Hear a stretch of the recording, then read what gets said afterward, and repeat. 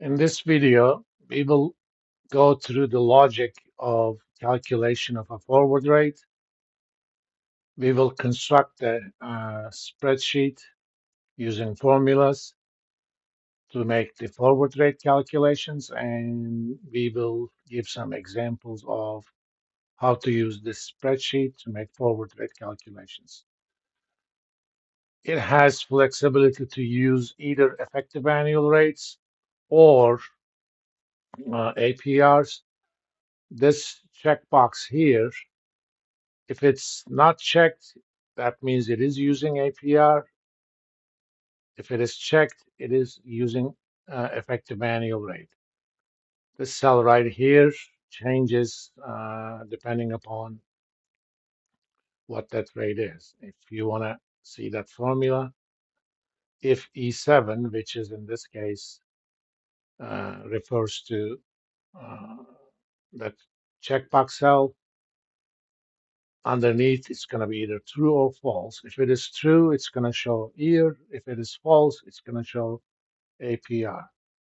May not be a bad idea to fix this in case we move things around. Now, first things first, this is the rate for the shorter end of the forward.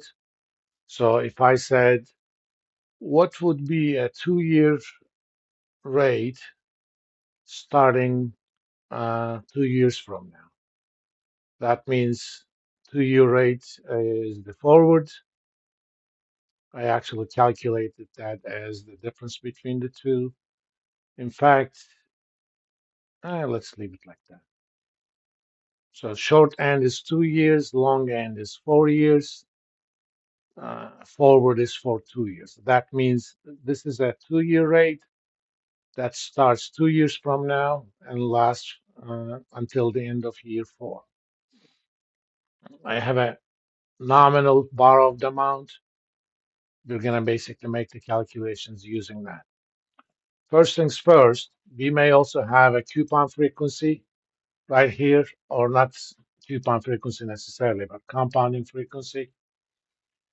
If it's semi-annual, it's going to be 2. If it's quarterly, it's going to be 4. If it's monthly, it's going to be 12, so on and so forth. Given that we allow compounding frequencies that are different from 1, all calculations will be made using the period rates and number of periods. Number of periods is easy to calculate. For the short term, I name those cells times compounding frequency. For the long term times compounding frequency. For the forward term times compounding frequency. Now, for the period rates, if it is APR, it's simple to do. So if it is not APR, let's convert it into APR first. So let's say if this cell, let's make it a fixed. I don't know why I did not name that, but I have not. If it is true, that means we're doing AER. So I'm going to use the nominal function in Excel.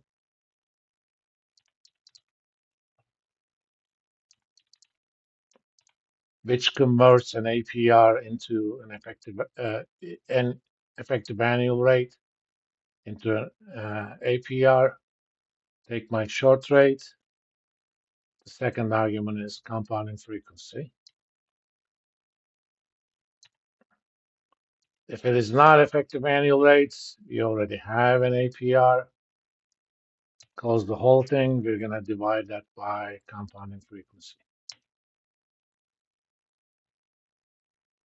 But if it's only APR, it just divides what you want to call the short-term rate by the compounding frequency. Let's copy these down and let's make changes. Instead of short, this is going to be long.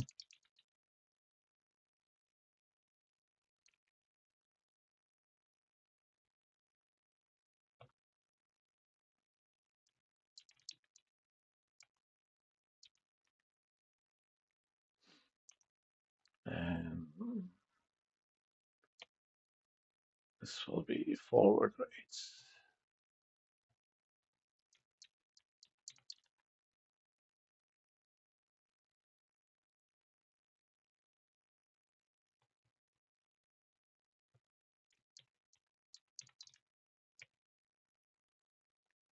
For real estate purposes, I hit the formula bar. If I show it, we can see it all up here.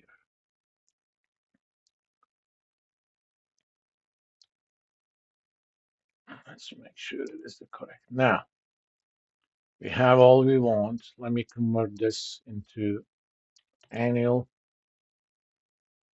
Obviously, nothing changes. Let's make it semi-annual because at annual frequency, effective annual rate and APR are going to be the same.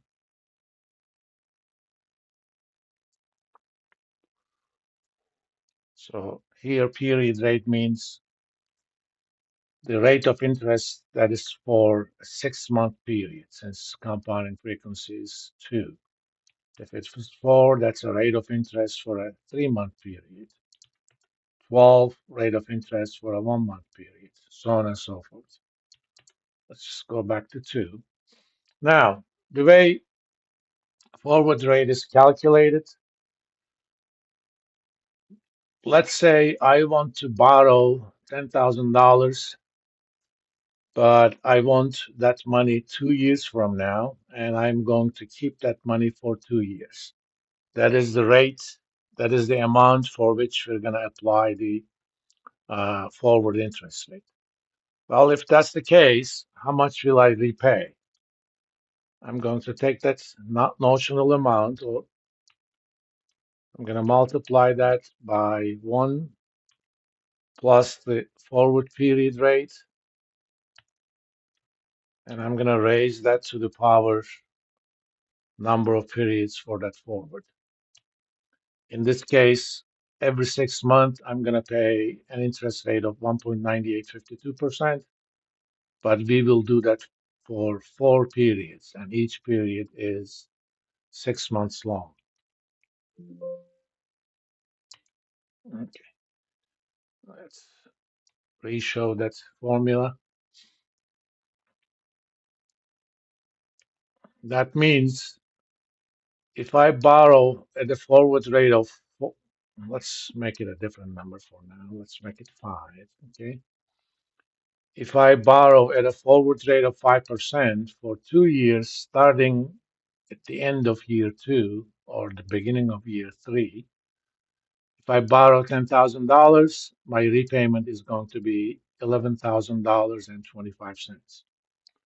Now, there is an alternative way to borrow $10,000, but getting the money uh, at the end of year 2. If a forward market was not available, the only way I could have some money at the end of year 2 is to borrow long term right now. I need to first figure out how much to borrow, because once I borrow for 4 years, I don't need that money for the next 2 years. That's my short term. So I'm going to actually lend that money in the short term. So I want to borrow such an amount that 2 years from now it will be equal to $10,000. So that would be 10,000 divided by 1 plus the short-term rate, short-term period rate raised to the power number of years. That means I need to borrow $9,611.69. If I invest that at 2% for 2 years, that's going to be precisely 10,000. How much will I repay at the end of 4 years? That's how much I borrowed. 1 plus the long-term period rate raised to the power long-term number of periods. Just to be safe, I'm going to put that in parentheses as well. So this says if you borrow at the forward market, you would be paying 11,025. If you borrowed at the so-called money market, borrow long term, lend it out for the period you don't need it, and then repay at the end of 4 years, you would pay 10,818. Obviously, it would be more advantageous to do it the second way or the not forward way. Well, for those two to be equivalent, we have to move the forward rate around. That's basically the equilibrium forward rate. Let's calculate the difference between the repayments of the long or repayments of the forward. We want this number to be 0. So the way we're going to do it is data, what if analysis, goal seek, make that 0 by changing what we don't know, the forward rate. Apparently, if the forward rate is 4.0098, then they would be equivalent. That means that is the forward rate that should be prevailing in the market. Now let's use this template in an example. Currently, the 3-year Treasury bond rates are 4.207%, so that's 3 years. The current 7-year rate is 4.355. So that's 355. That's for 7 years. Now, suppose I'm actually interested, what would be the 7-year rate 3 years from now? That means I need to do a 7-year rate forward. So let's make the long-term 10. Current 10-year rate is 4.431. And to figure out the forward, click on that difference cell, data, what if analysis, goal seek, make that difference 0 by changing the forward rate, which gives us 452.71. Current 7-year rate is 435.5, which means market is expecting 7-year rates are going to be higher in the future. That's because they're expecting the shorter term yields to be higher. As you can see, this 7-year forward rate or the 3-year forward 7-year rate is actually higher than the current 10-year rate. Whenever the yield curve is upward sloping, that will always be the case. Alternatively, suppose I want to know the 4-year treasury rates that will be in the market or that is expected to be in the market 3 years from now. So my long term is going to be 7 years. I'll enter the current 7-year rate. And I do my goal seek.